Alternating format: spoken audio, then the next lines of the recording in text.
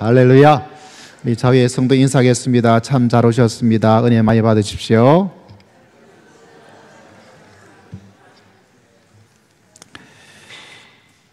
심리학에 보면 성인 아이란 단어가 있더라고요.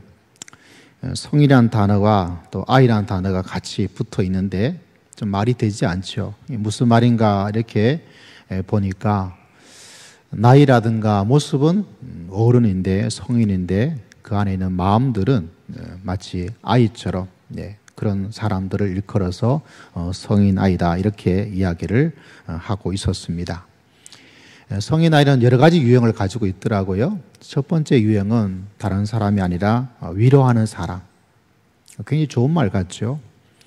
이 사람이 가지고 있는 특징은 관계가 늘 평안해야 돼요. 관계가 조금 불편하면 막 힘들어하고 또 괴로워하고 또 굉장히 많은 어려움을 느끼게 됩니다. 그래서 관계가 불편한 것을 참지 못하고 하고 싶은 말을 하지를 못하고 자기 자신을 계속해서 감춰요. 내 속에 좀 마음에 두려움도 있고 속상함도 있는데 전혀 그걸 말을 하지 않고 아무 일도 없던 것처럼 그렇게 살아가는 특징을 가지고 있는 사람들을 성인 아이의 첫 번째 유형으로 잡고 있습니다. 위로하는 유형이죠. 제가 오늘 여러분에게 위로가 좀 필요해요. 왜 필요할까요?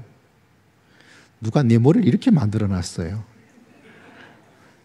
하나님이 저를 참 잘 만들어 놨는데 사람이 엉터리로 만들어 놔서 대부분 저를 보고 하시는 말씀이 목사님 젊어 보이세요 이렇게 얘기를 하더라고요.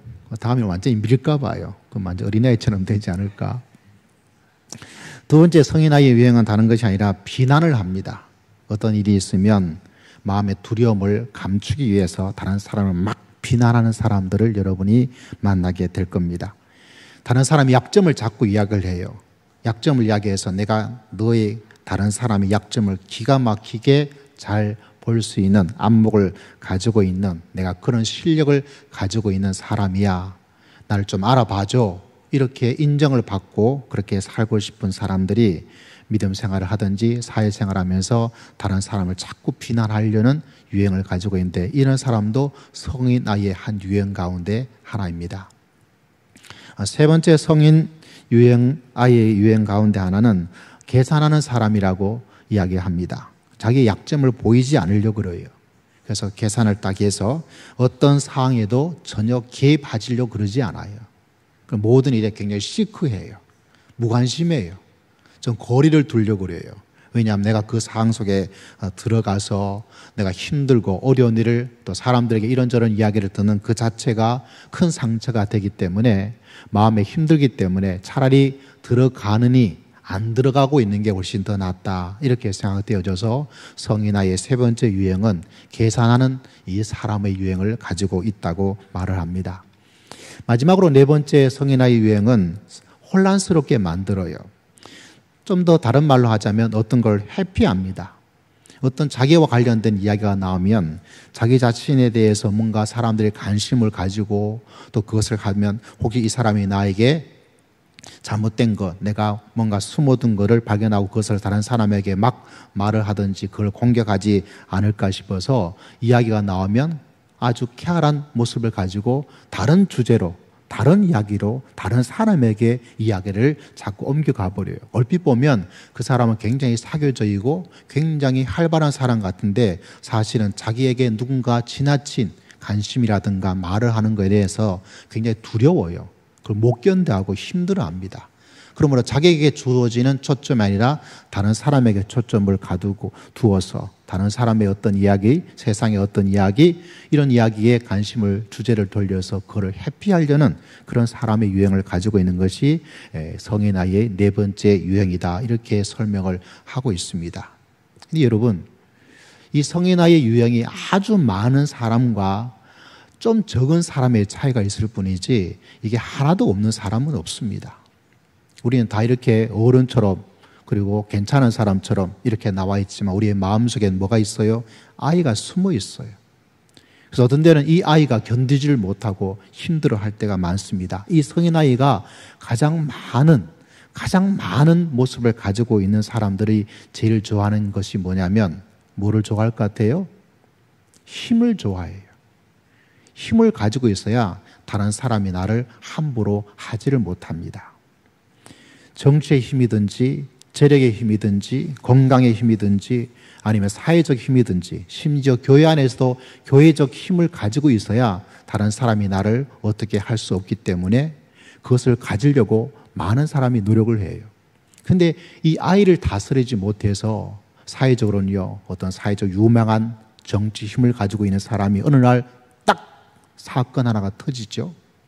왜 그런 사건이 터지는지 아세요? 네 안에 있는 아이를 자기가 잘 다듬어 주지를 못해서 그래요. 사람들이 보기에는 성인처럼 와 재능도 많고 실력도 있고 지도력도 있고 말도 잘하고 앞으로 이 나라를 위해서 사회를 위해서 큰 계획과 비전을 가지고 있어 막 박수를 쳤는데 이 성인의 모습은 잘 드러낼 수 있는데 내 안에 있는 이 마음의 분노, 두려움, 감정, 외로움, 마음속에 있는 이런 여러 가지 힘들고 어렸던 상처들을 관리하지 못하다 보니까 엉뚱한 잘못된 길로 그것을 풀려고 그래요. 그러다 보니까 갑자기 사회적 유명한 지도자들이 심지어 안타깝지만 교회적 지도자들조차 그런 것에 넘어갈 때가 많습니다. 왜 이런 이야기를 먼저 하게 되냐면 우리가 읽었던 이 고린도 교회가 성인 아이의 신앙적 모습을 그대로 가지고 있습니다. 왜 우리가 이것을 집중해야 되냐? 저도 그렇고 오늘 이 자리에 참석한 여러분 모두도 그렇고 성인 아이의 모습을 하나도 없는 사람은 없어요. 그래서 우리 안에 있는 성인 아이적 특징을 신앙적으로 말하면 성인 아이적 신앙의 모습을 말씀을 통해서 치유가 되어지고 깨닫고 또 그래서 오늘 말씀의 제목처럼 성인 아이의 모습을 가지고 있으면 쓰러집니다.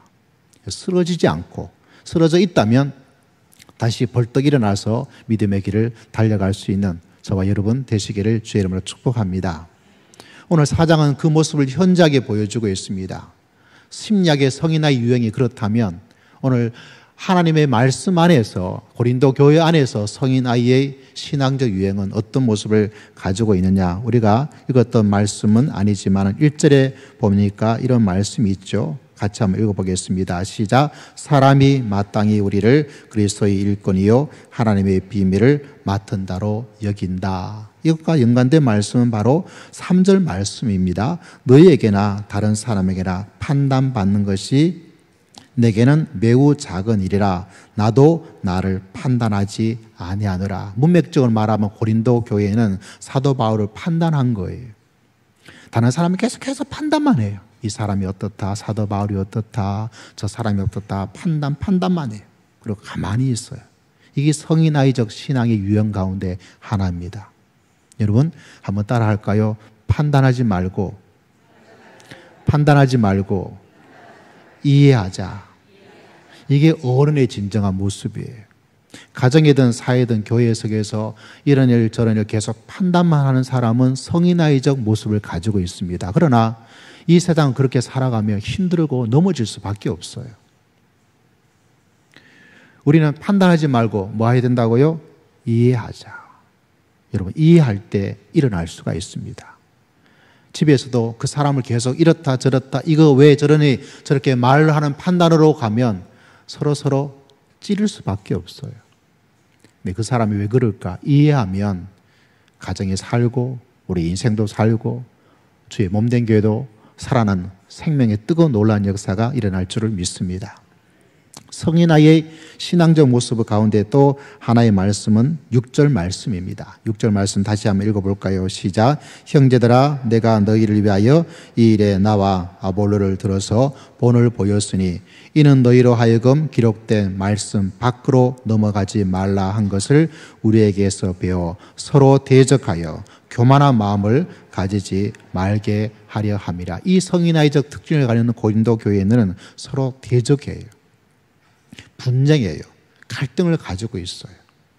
그리고 어떤 마음을 가지고 있다고요? 교만한 마음을 가지고 있습니다. 이런 사람들의 마음 속에는 삶 속에는 다른 사람의 눈에 들어오지 않아요. 심지어 우리는 사도 바울 같으면 얼마나 위대합니까? 정말 한번 만나보고 싶어요. 그 사도 바울, 그 하나님에 대한 신앙과 영적 경험과 신학적 지식은 이런 말로 다 할 수가 없습니다. 역사적으로 보면요, 기독교를 탄생시킨 사람은 예수라고 인정하지 않아요, 여러분. 역사가들은요, 사도 바울의 시대를 거쳐서 사도 바울이 있기에 기독교가 있다 말할 정도로 사도 바울의 권위가 그만큼 지대합니다. 그런데 고린도 교인들의 성도에게는 사도 바울 눈에 안 차요. 왜 안 찰까요? 대적과 성인아이적 유형으로 교만한 마음을 가지고 있기 때문에 그래요. 복음서에 보면 어떤 이야기를 통해서 예수님도 비슷한 말씀하셨어요. 모세가 나타나도 안 된다고 그래요.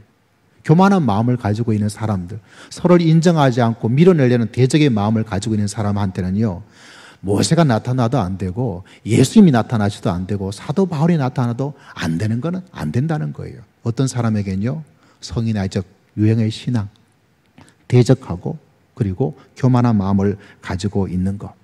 여러분, 교만은 이상하게 성경은 많은 이야기를 하고 있습니다.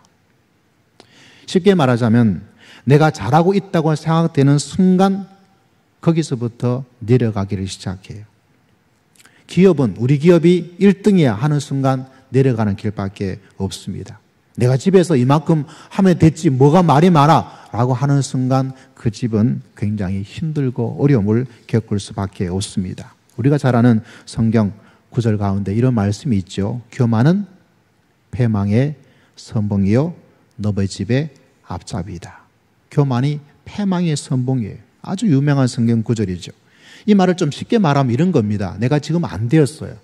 하는 일이 안 되어서요. 내 삶이 뭔가 무너지고 있습니다. 실패했다고 생각이 되어지고 험하다고 느껴지고 있습니다. 근데 여러분 딱 봐야 돼요. 지금 내가 넘어졌는데 저 이전 옛날에 뭐가 있었냐면 교만한 마음이 거기 옛날에 있었다는 거예요. 그것이 시작이 되어서 언제 시작된지 모르지만 그 마음 때문에 지금 내가 실패하고 넘어지고 망하고 쓰러지는 거예요. 그것이 바로 교만이 패망의 선봉이다. 이런 말씀입니다. 교만은요, 선두주자예요. 패망은 후발이에요. 교만이 먼저 가버리면 뒤는 항상 따라오는 게 있습니다. 뭐가 따라올까요? 망하고 힘들고 쓰러져요. 마치 밥을 먹으면 배가 불러요? 배가 고파요? 배가 부르죠. 내가 교만한 마음을 가지고 있으면 따라오는 것은 항상 따라와요. 이거는 피할 수 없어요. 인생의 진리고 말씀의 진리고 지혜입니다. 뭐가 따라옵니까? 내 인생이 무너지고 쓰러진다는 거예요. 그것이 교만이 가지고 있는 엄청난 모습 가운데 하나입니다. 지금 내 마음속에 교만을 가지고 있으면 세월이 지나면 내가 하는 일이 엉망진창이 되어버립니다. 여러분, 그래서 나를 낮춰야 돼요. 겸손한 사람들은요, 다른 사람을 대적하고 공격하고 무시하지를 않습니다. 근데 문제는 여기 앉아있는 여러분도 심지어 제 자신조차도 어떤 생각을 가지고 있냐면 내가 교만하다는 생각을 가지고 있는 사람이 없어요. 손 들어보세요. 목사님, 저는 솔직히 말하자면 굉장히 교만한 사람입니다. 손 들어보세요. 한 명도 없잖아요. 아무도 교만이 이렇게 넘어집에 패망의 어떤 거를 말하는데 내가 교만하다고 생각하는 사람은 제가 만나본 적이 없어요. 그러면 다 잘 되는데 다 잘 되는 것이 아닙니다. 다시 말하자면 교만이 이 말씀을 하나님께서 주신 이유는 뭐냐면 교만은 그 모습을 잡기가 어려워요. 여러분이 내가 교만하다는 모습을 왜 내가 못 잡을까요? 다시 말하자면 교만은 내 안에서 찾기가 발견하기가 너무 힘들어요. 이 교만은요, 숨바꼭질하면 잡을 수가 없어요. 꼭꼭 숨어라 머리카락 보인다 하는 것처럼 얘가 딱 숨으면 찾을 수가 없어요. 그래서 뭐처럼 보입니까? 없는 것처럼 느껴집니다. 그래서 우리 모두는 나는 교만한 사람 아니야. 목사님 저 그렇게 교만한 사람 아니에요. 라고 이야기를 합니다. 죄송스럽지만 사후에는 성도에게 좀 솔직하게 이야기해 줍시다. 당신이 제일 교만합니다. 시작. 당신이 제일. 아는 사람은 3명인데 그 사람한테 얘기하면 당신이 진짜 교만한 사람이라고. 시작. 당신이 진짜 교만. 예. 다시 말하자면 하나님께서 교만에 대한 이야기를 계속 해주고 있는데 내 안의 교만의 모습을 찾기가 쉬워요? 어려워요?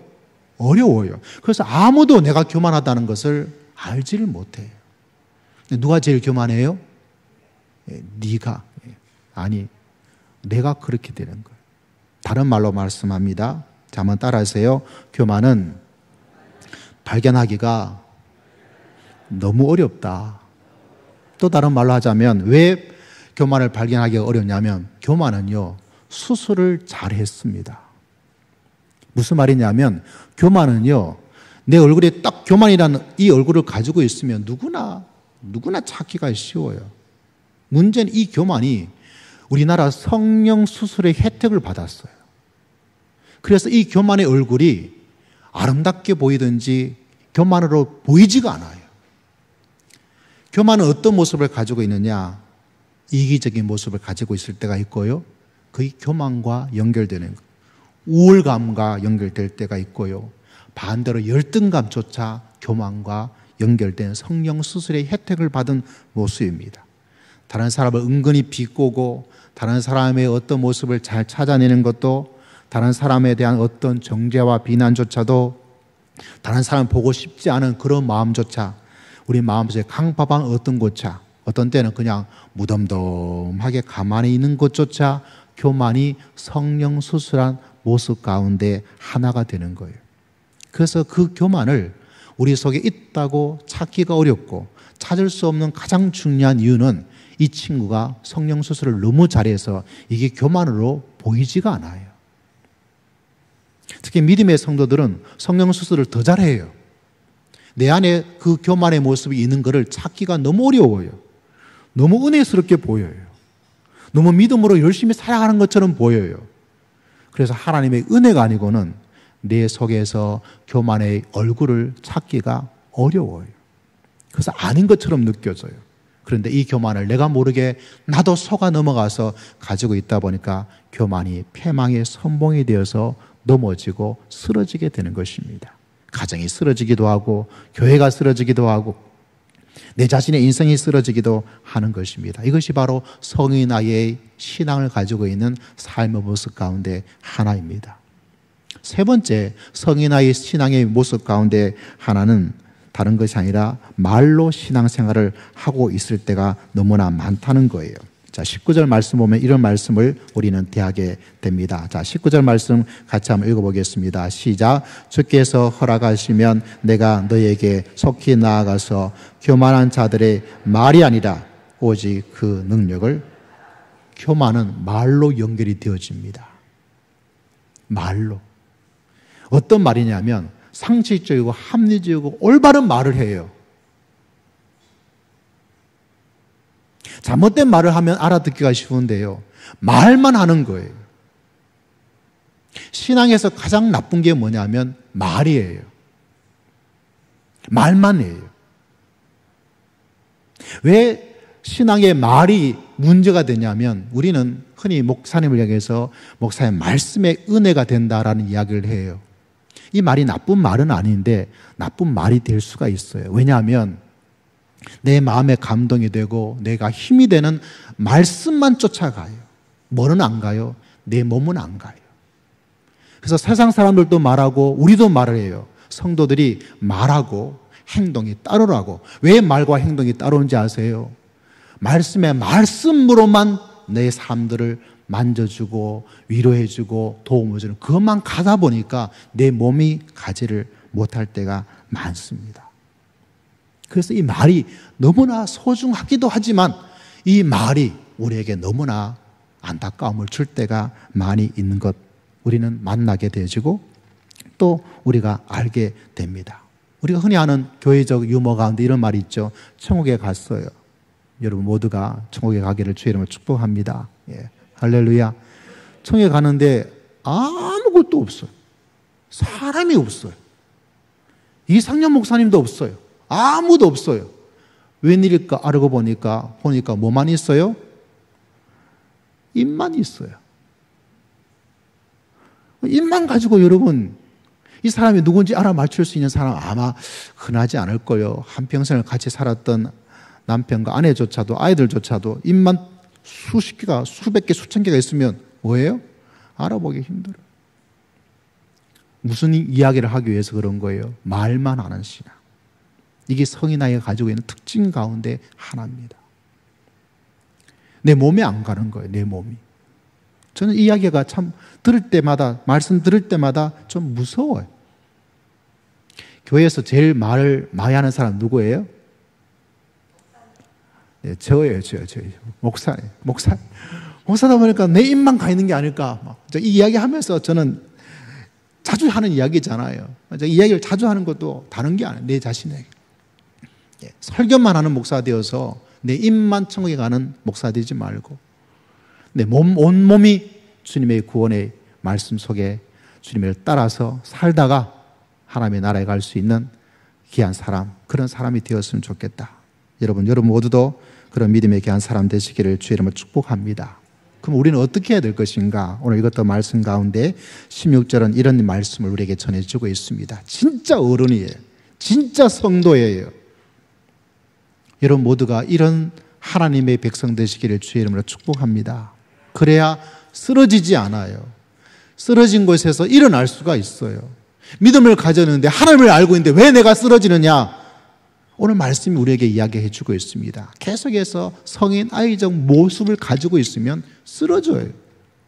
넘어져요. 지 혼자 넘어지면 괜찮죠. 남까지 쓰러지고 남까지 넘어지게 만들어요.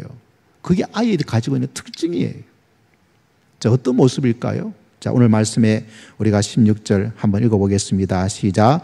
그러므로 내가 너희에게 권하니 너희는 나를 본받는 자가 되라. 뭔가를 본받으려고 하는 것이 있을 때 그 사람은 계속해서 잘하고 또 잘하고 또 잘하고 또 잘하는 그런 귀한 모습을 가지게 될 것입니다.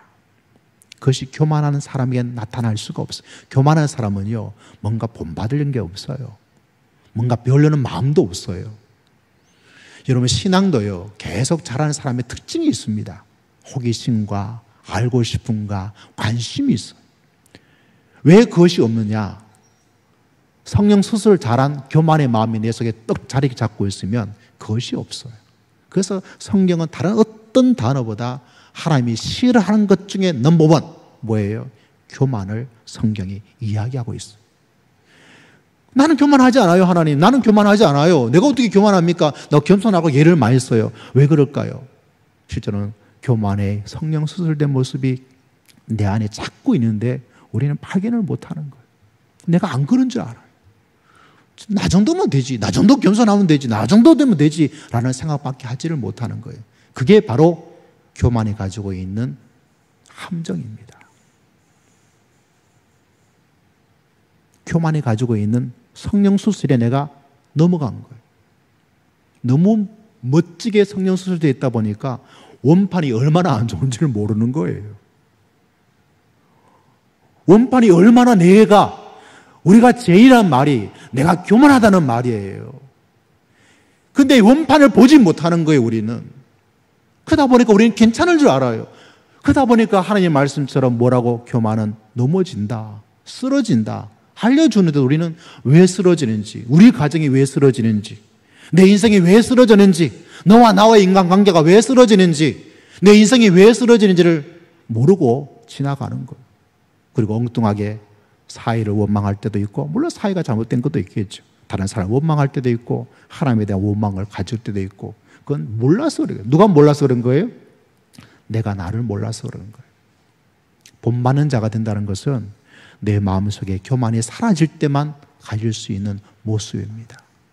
흔히 하는 말에서 우리나라 속담인가요? 세 사람이 모여도 배울 게 있다잖아요. 어린아이한테도 배울 것이 있다잖아요. 무슨 말입니까? 겸손한 사람만이 그걸 가질 수가 있는 거예요. 그러면 여러분 쓰러지지 않고 일어서서 달려갈 수 있는 새로운 삶의 역사를 하나님께서 여러분에게 베풀어 주실 줄을 믿습니다. 심지어 어떤 말까지 가야 되냐? 배워서 어떻게 본받는 모델이 되는 사람. 베드로전서 5장 3절에는 우리가 좀 익숙한 성경 구절 하나가 있습니다. 맡은 자들에게 주장하는 자세를 하지 말고 양무리의 본이 되어라. 뭐가 되라고요? 본이 되어라. 여러분 믿음 생활 속에서 내가 본이 되어야 되겠다. 다른 사람 이렇다 저렇다 신경 쓰지 마세요. 하나님이 다른 사람 때문에 우리를, 여러분을 사랑하고 축복하는 그것 아니에요. 내가 어떤 사람으로 살아가느냐. 하나님은 나를 보시는 거예요. 하나님은 누구를 보신다고요? 나를 보는 거예요. 다른 사람을 신경 쓸 시간이 어디 있어요? 하나님이 나를 보고 있는데. 다른 사람은 이런 말 저런 말 할 필요가 없어요. 그건 교만한 사람이 가지고 있는 또 다른 삶의 모습입니다. 내가 본이 되면 주위의 모든 것을 다 물리치고라도 하나님께서는 우리의 삶 가운데 역사하시고 우리를 붙잡아 주시고 우리를 사용해 주시고 우리를 축복하여 주실 줄을 믿습니다.